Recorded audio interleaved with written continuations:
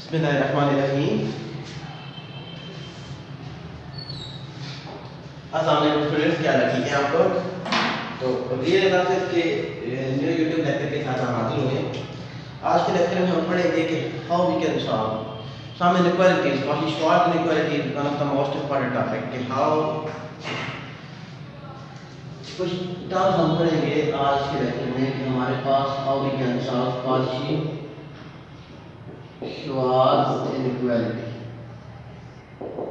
और नेक्स्ट कुछ हम इसकी एप्लीकेशंस पढ़ेंगे कि एप्लीकेशंस ऑफ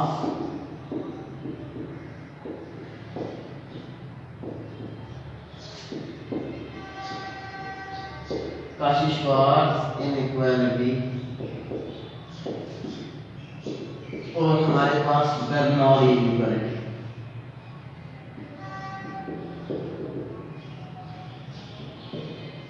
बर्नौली इनइक्वालिटी के आज के लेक्चर में हम ये तीन कुछ टर्म्स पढ़ेंगे। तो हमारे पास सबसे पहले जो मेन इंपॉर्टेंट टॉपिक है वो था हमारे पास कि how we can solve Cauchy Schwarz inequality. तो उसकी स्टेटमेंट और उसका प्रूफ पढ़ते हैं। काशी-श्वार्ट्ज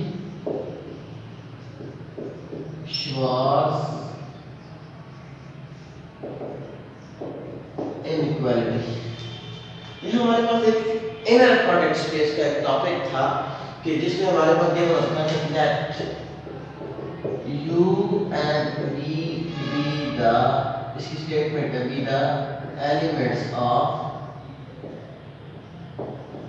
an inner product space।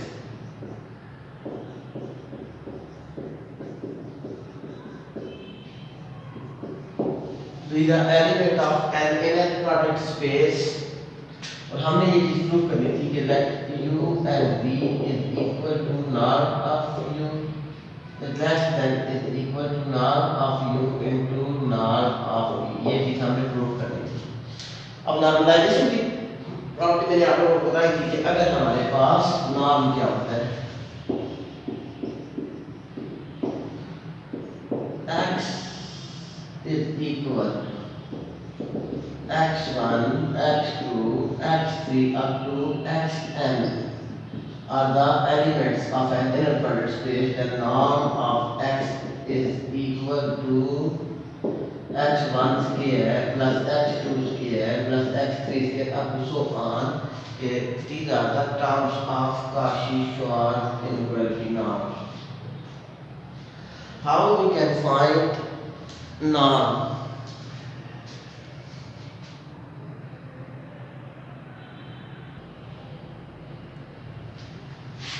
तो अब हम सबसे पहले इसका प्रूफ स्टार्ट करते हैं अंदर कि ये चीज हमने प्रूव करी थी। इसका प्रूफ हमारे पास क्या आ जाएगा, इसके दो केस थे। Case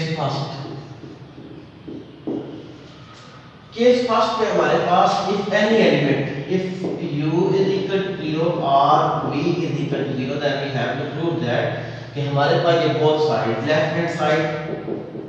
left hand side is equal to u v is equal to हमारे पास क्या आ जाएगा u into 0। तो नॉर्म ऑफ एनी प्रोडक्ट, अगर हमारे पास कोई एक आध एलिमेंट भी नॉर्म का 0 हो जाए तो उसको हम क्या कहते हैं कि वो हमारे पास किसके इक्वल है, 0 के इक्वल है। और इसी तरीके से हमारे पास जो राइट हैंड साइड थी, राइट हैंड साइड इसके इक्वल आ जाएगा कि नॉर्म ऑफ u और नॉर्म ऑफ 0। v को हमने क्या लिया हुआ था कि if v is equal to 0, तो नॉर्म ऑफ 0 हमारे पास किसके इक्वल आ जाएगा, नॉर्म ऑफ u इनटू 0। और 0 किसी भी टर्म के साथ मल्टीप्लाई हो तो दोनों साइड हमारे पास इक्वल थी। तो ये हमारे पास केस 1 के लिए, केस फर्स्ट के लिए हमारे पास क्या हो गया था, ये चीज ट्रू हो गई थी। अब केस सेकंड के लिए हम काम करते थे कि केस सेकंड हमारे पास क्या कहता है, इफ एनी एलिमेंट। तो अब हमारे पास क्या होगा कि हम कहते थे कि हमारे पास कोई एक चीज दैट करते हैं। अब हमने ये चीज प्रूव करनी है। तो इसके लिए हमने क्या करना था कि हम प्रूव करते थे कि लेट हमारे पास 0 is less than equal to norm of u minus t is equal to. मैंने ये चीज देखी थी बेटा कि हमारे पास क्या आ गया,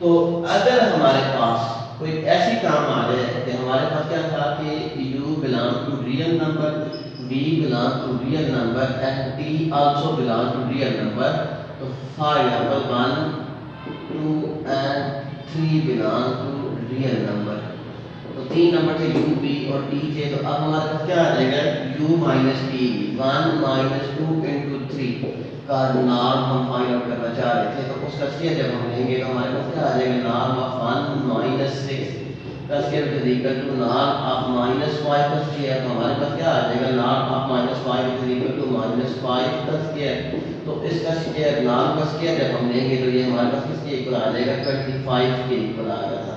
तो हमेशा याद रखिएगा कोई भी रियल नंबर का ये काम ले लें तो ये कंडीशन हमेशा सेटिस्फाई होगी, u माइनस t v का स्क्वायर ये किसके इक्वल आ जाता है u minus t v is equal to हमारे पास ये हमेशा क्या हो जाएगा ग्रेटर देन 0 के इक्वल आ जाएगा। तो मैंने यही टर्म लिखी थी कि ये तो या तो अगर 0 0 हो गए तो ये इक्वल टू 0 आ जाएगा, अगर 0 हमारे पास ग्रेटर देन और इक्वल लेस देन ये कंडीशन हमेशा 0 से बड़ी होगी, तो इसको हमने क्या लिख सकते थे कि नाम की कंडीशन हमारे पास किसके इक्वल आ जाता है u is less than equal to u minus t v into u minus t v. नाम मैंने आपको क्या कहा नाम किसके इक्वल है u और v का नाम जब हम फाइंड आउट कर लेंगे तो ये अब हमने क्या किया था कि ये हमारे पास नाम ऑफ u एंड u, तो ये हमारे पास नाम ऑफ u का स्केल के इक्वल आ जाता था, तो अब हमारे पास नाम को जब हम अंदर रूट ले लेते हैं तो नाम of u is equal to u and u। तो अब हम इसको जिस तरीके से हम इनर प्रोडक्ट स्पेस के साथ मल्टीप्लाई करते थे मैथमेटिकल मेथड चैप्टर नंबर 7 आप लोग कर के आए हुए हैं, तो अब फर्स्ट एलिमेंट इस सब के साथ मल्टीप्लाई हो जाएगा, तो u जब सब के साथ मल्टीप्लाई हो जाएगा तो u माइनस टी वी,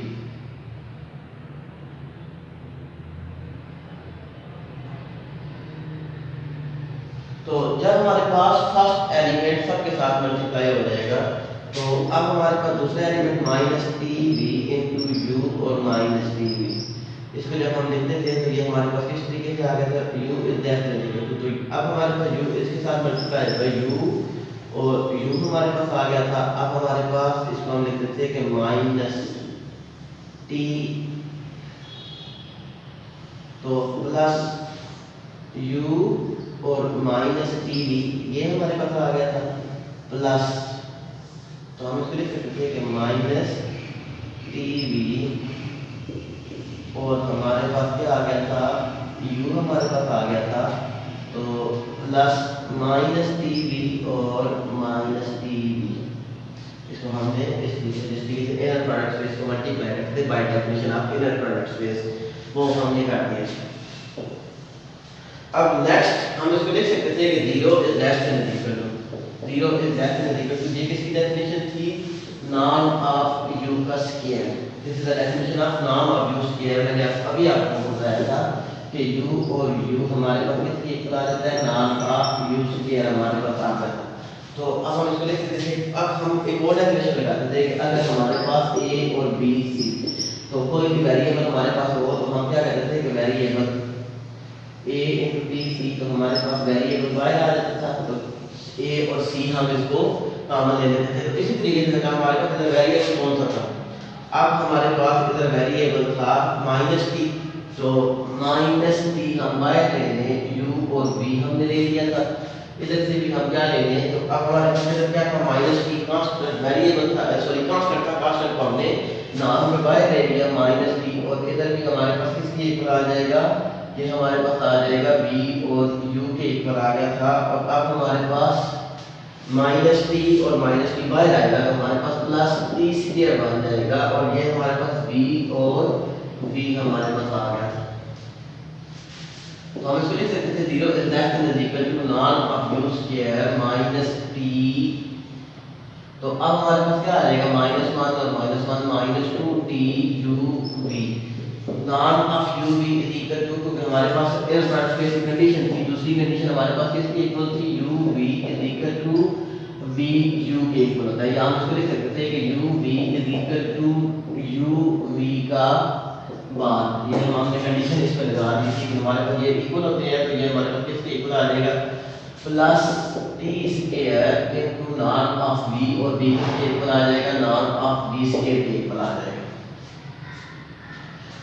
तो अब हमने कुछ इस तरीके से सपोज करना था कि हमारे पास ये कंडीशन सेटिस्फाइड हो जाए, ये वाली कंडीशन हमने सेटिस्फाई करनी थी। तो काशी-श्वार्ट्ज इनइक्वालिटी में हमने ये कहना था कि अगर हम लेट करते हैं, let t is equal to u v over norm of b square, absolute value of u and v which is equal to, हमारे पास क्या आ जाएगा कि नॉर्म ऑफ b स्क्वायर। तो हमने इसको क्या कहना था कि हमारे पास हमने u v ये खुद से लेट किया था, और t डॉट t हमारे पास क्या आ जाएगा, u v into u v over norm of v power 4 हमारे पास आ जाएगा। तो अब हम इसको लिख सकते थे कि हमारे पास कोई भी दो पॉजिटिव टर्म हो, ये भी पॉजिटिव है, ये भी पॉजिटिव है, तो t डॉट t किसके इक्वल आ जाएगा, u v का स्क्वायर। तो हम इसको पॉजिटिव टर्म का मैग्नीट्यूड ले, एब्सोल्यूट वैल्यू ले, तो वो भी हमारे पास किसके इक्वल आ जाता है, पॉजिटिव वैल्यू के इक्वल आ जाता है, और एब्सोल्यूट वैल्यू का स्क्वायर है, तो वो भी हमारे पास पॉजिटिव ही आ गया, तो हम इसको एब्सोल्यूट वैल्यू पे ले सकते हैं। ये दोनों इक्वेशंस इस इक्वेशन नंबर ए में पुट आउट करते हैं, हमारे पास क्या आ जाएगा, 0 is less than equal to नॉट ऑफ u का स्क्वायर माइनस 2 इनटू हमारे पास क्या आ जाएगा, t की वैल्यू पुट आउट करते हैं, t की वैल्यू हमारे पास किसकी इक्वल थी, u v over not of b square into u v plus t square किसके इक्वल था, t स्क्वायर हमारे पास इक्वल था u v एब्सोल्यूट वैल्यू का square over norm of b power 4 into norm of b square. Square इस 4 के साथ क्या हो जाएगा, कैंसिल आउट हो जाएगा। तो अब नेक्स्ट हमारे पास ये टर्म रह गई थी कि हम क्या ले लें कि अगर हमारे पास क्या आ गया था, norm of u square minus 2, तो वैसे सेम पावर ऐड हो जाती है, पावर जब ऐड होगी तो ये पॉजिटिव टर्म ही आएगी, u और v का स्क्वायर हम इसको लिख सकते थे over norm of b square plus absolute value of u and v का स्क्वायर ओवर हमारे पास किसकी इक्वल आ जाएगा, नॉर्म ऑफ b स्क्वायर, क्योंकि 4 इस 2 के साथ कैंसिल आउट हो गया। तो अब अगर नॉर्म ऑफ b स्क्वायर अगर कॉमन ले लें, 0 is less than equal to norm of u square norm of b square, LCM ले ले माइनस 2 इनटू u v का स्क्वायर प्लस u v का स्क्वायर, तो -2 + 1, तो नॉर्म ऑफ v हमने एलसीएम लिया हुआ था v स्क्वायर, तो इसको इस साइड पर लेकर आएंगे, 0 के साथ मल्टीप्लाई आएगा तो वही टर्म हमारे पास आ जाएगी। तो अब हमारे पास जो रिमेनिंग टर्म थी,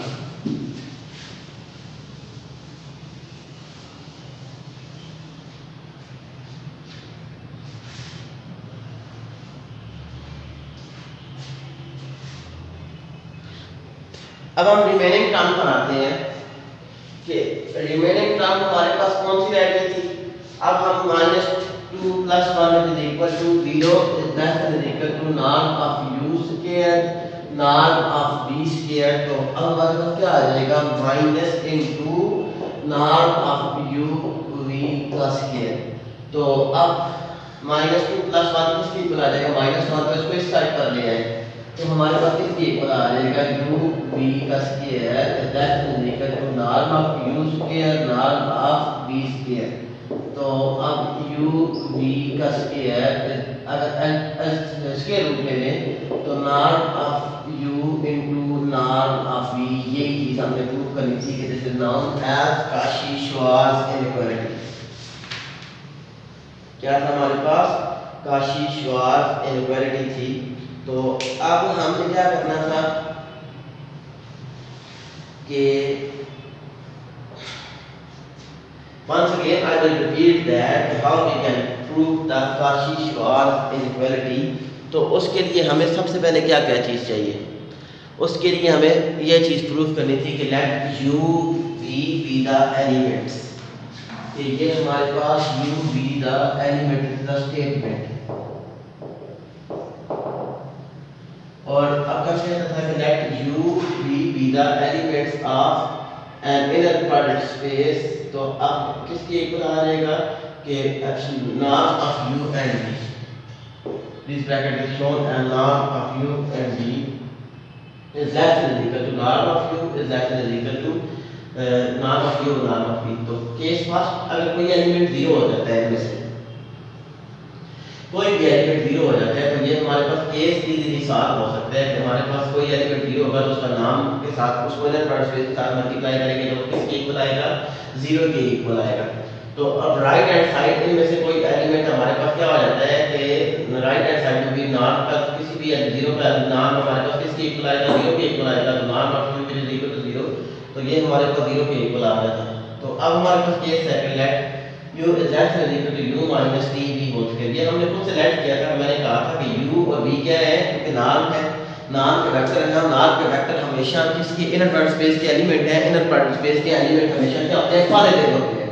तो अब u v belong to real number, तो अब हमने t एक एलिमेंट लिया, t also belong to real number. तो रियल नंबर पूरे के पूरे नंबर्स में से आप ये कंडीशन सेटिस्फाई करवाएं, तो ये कंडीशन हमारे पास हमेशा किसके साथ सेटिस्फाई होगी, कि ये कंडीशन हमेशा सेटिस्फाई होगी। तो अब हम नेक्स्ट क्या करते हैं कि 0 is equal to u minus tv और u माइनस tv, इसको नाम की फॉर्म में लिखा था कि जब हम इसको नॉर्मलाइज फॉर्म में लिखते थे तो minus tv bye definition of नाम, तो माइनस tv। तो अब फर्स्ट एलिमेंट इस सब के साथ और सेकंड एलिमेंट इस सब के साथ हमने क्या कर दिया, बाय इनर प्रोडक्ट स्पेस की कंडीशन के साथ हमने मल्टीप्लाई कर दिया, फर्स्ट के साथ फर्स्ट सेकंड के साथ, फर्स्ट के साथ फिर सेकंड के साथ हमने मल्टीप्लाई किया। अब हमारे पास क्या था कि कांस्टेंट y हमने ले लिए, तो -1 -2 आ गया था। तो इधर हमारे पास -t और -t, तो माइनस माइनस का आ जाएगा प्लस t स्क्वायर आ गया। t की वैल्यू हमने ये सिलेक्ट की और उसके बाद t डॉट t कर लेंगे, तो ये हमारे पास किसकी इक्वल आ जाएगा, t स्क्वायर की इक्वल आ जाएगा। तो ये t स्क्वायर की वैल्यू हमने इस केस में वैल्यू पुट की और हमारे पास ये कंडीशन सेटिस्फाई हो गई थी जो हमें रिक्वायर्ड वैल्यूज चाहिए थी। अब कुछ इसकी एप्लीकेशंस करते हैं।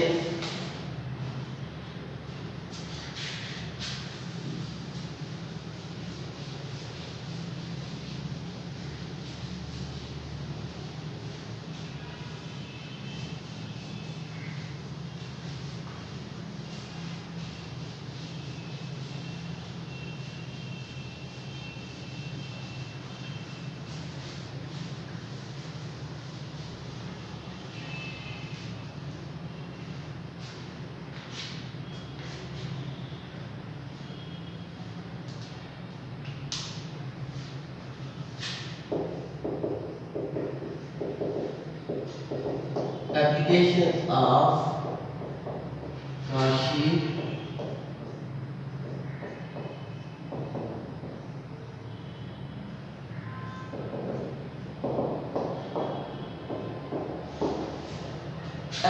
of Cauchy Cauchy-Schwarz inequality। तो अब हमारे पास सबसे पहले हमने एक ट्रायंगुलर इनइक्वालिटी की प्रूफ करनी थी। तो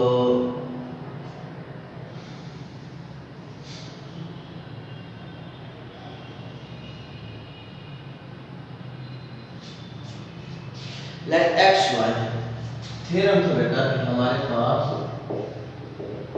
late x and y belong to an inner product space, x y belong to real number की पावर n, और हमारे पास क्या कह रहा था कि रियल नंबर की पावर 2 का मतलब है कि दो एलिमेंट थे। देन हमने क्या चीज प्रूव करी थी, then norm of x plus y is equal to norm of x plus norm of y की इक्वल।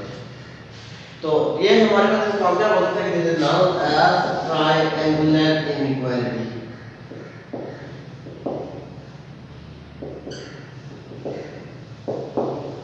इसी को हम कहते हैं कि this is known as triangular inequality.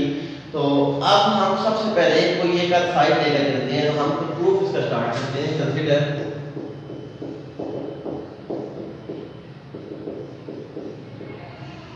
Consider हमारे पास क्या होगा कि अगर हम norm of x plus y square, तो ये किसके इक्वल आ जाएगा, इसको हम लिख सकते थे कि is equal to x plus y,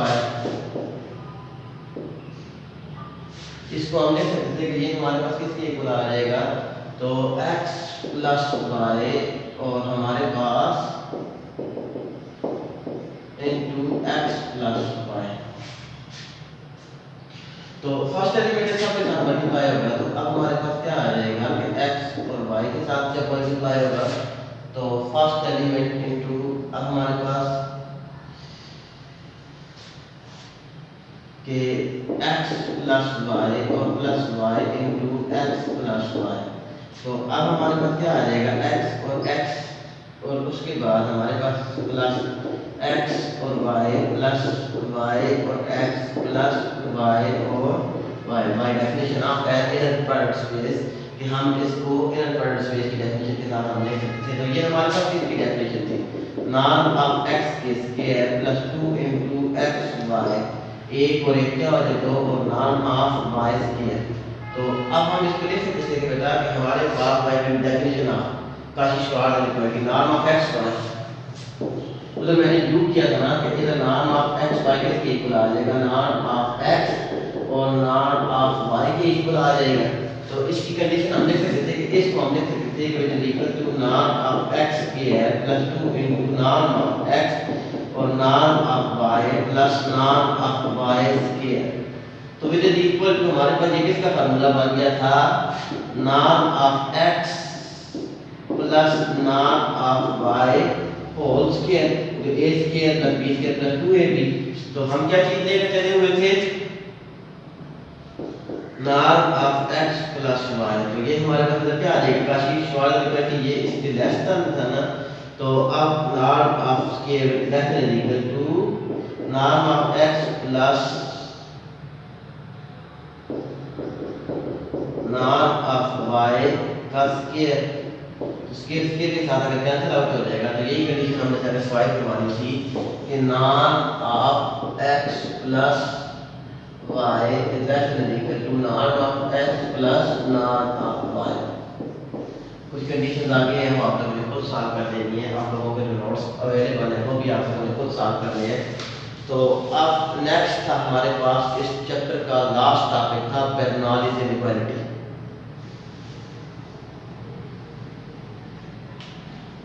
Which inequality? Bernoulli's inequality।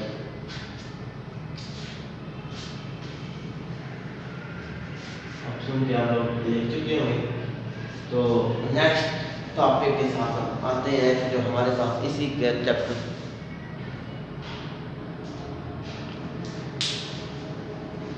Last topic था वो था हमारे पास बेर्नौलीज इनइक्वालिटी।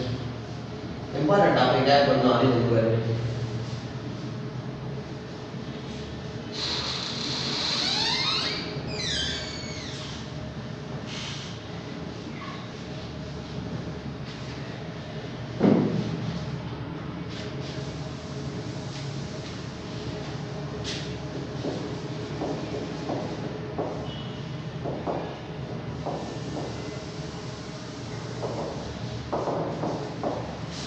पहले हम उसकी स्टेटमेंट लिखते हैं कि हाउ वी कैन सॉल्व कि अगर हमारे पास कहता है कि if x belong to real number और हमारे पास x की वैल्यू क्या है x is less than equal to -1 कि अगर हमारे पास sorry x is greater than equal to -1 तो हमने ये कंडीशन सेटिस्फाई करनी है। कौन सी कंडीशन कि then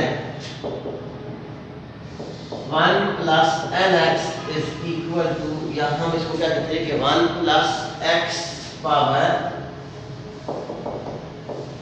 n is less than equal to 1 plus nx। ये था हमारे पास बर्नौलीज इनइक्वालिटी। तो अब हम सबसे पहले क्या करेंगे कि हम सबसे पहले ये कंडीशन सॉल्व करते थे कि हमारे पास क्या है कि to prove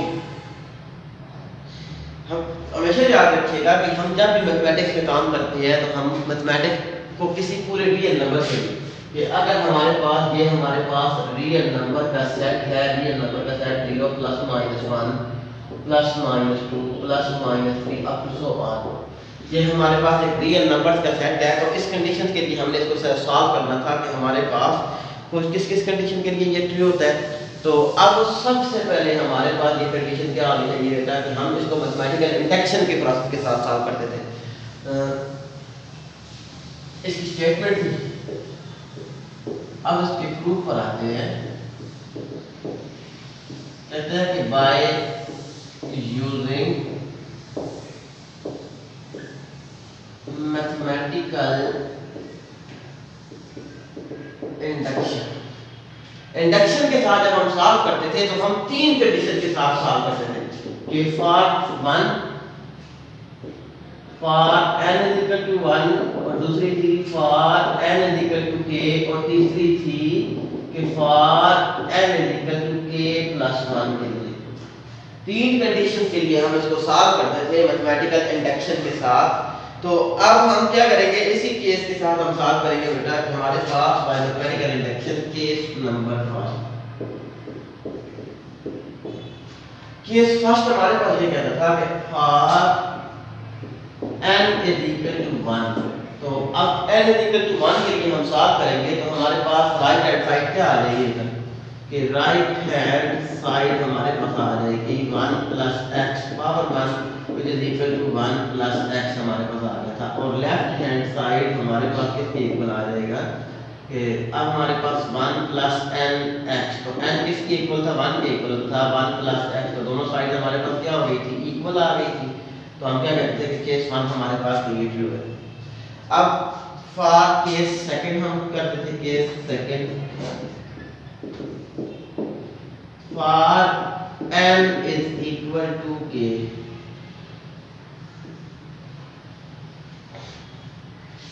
n is equal to k के लिए हम इसको सॉल्व करते थे तो n is equal to k हमारे पास किधर आ जाएगा कि इसमें वैल्यूज पुट आउट करते हैं n की जगह k तो हमारे पास क्या आ जाएगा 1 plus x की पावर k।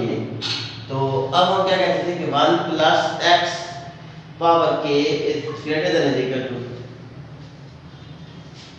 तो इधर हमारे पास क्या आना चाहिए, ग्रेटर देन या इक्वल आना चाहिए।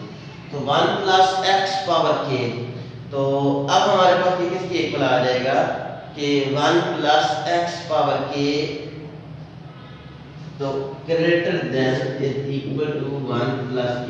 ये कंडीशन भी हमारे पास क्या हो गई थी, सेटिस्फाइड हो गई थी। तो अब हम इसको क्या करते थे बेटा कि हम इसको k plus 1 के लिए सेटिस्फाई करेंगे फॉर केस थर्ड के लिए कि अगर हम मल्टीप्लाई कर दें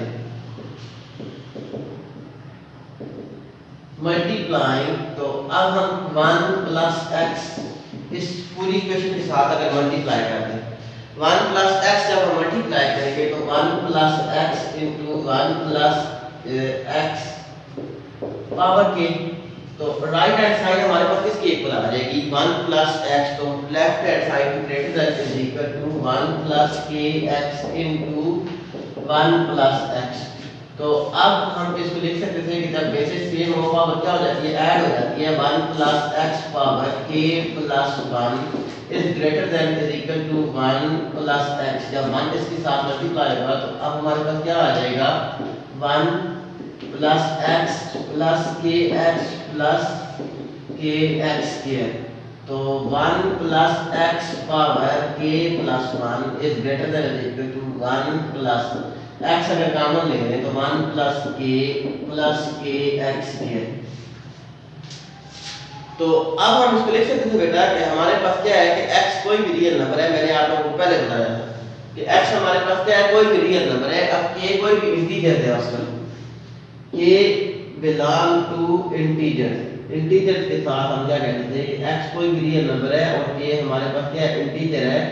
तो हम कहते थे कि अगर हम इसको k इंटीजर किसी भी रियल नंबर के साथ मल्टीप्लाई होगा तो kx स्क्वायर हमेशा क्या हो जाएगा बेटा कि रियल नंबर था तो इंटीजर जब उसके साथ मल्टीप्लाई होगा तो ये हमेशा क्या हो जाएगा, 0 से बड़ी टर्म आएगी।